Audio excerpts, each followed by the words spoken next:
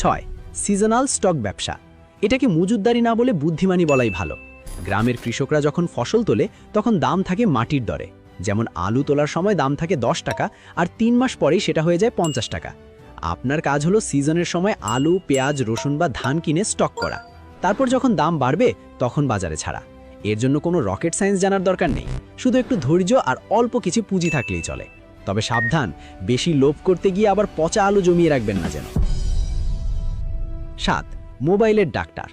এখন রিকশাওয়ালা থেকে শুরু করে গ্রামের মুরব্বী সবার হাতেই স্মার্টফোন। আর স্মার্টফোন মানেই সমস্যা। চার্জ থাকে না, ডিসপ্লে ভেঙে গেছে, বাটন কাজ করে না, বা ফেসবুকে পাসওয়ার্ড ভুলে গেছে।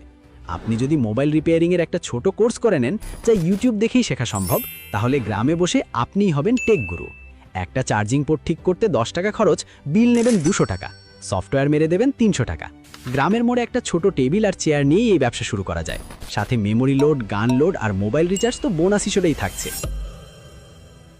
8. ঘরে তৈরি আচার আর পিঠা। শহরের ব্যাচেলর বা কর্মজীবী মহিলারা এখন আর কষ্ট করে আচার বা পিঠা বানাতে চায় না, কিন্তু খেতে ঠিকই চায়। আপনার মা, বোন বা স্ত্রীকে পার্টনার বানিয়ে ফেলুন।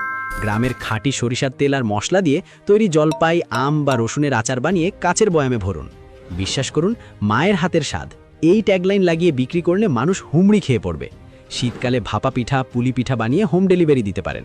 জিভে জল আনাই ব্যবসায় কম্পিটিশন কম, কিন্তু প্রফিট মার্জিন অনেক হাই।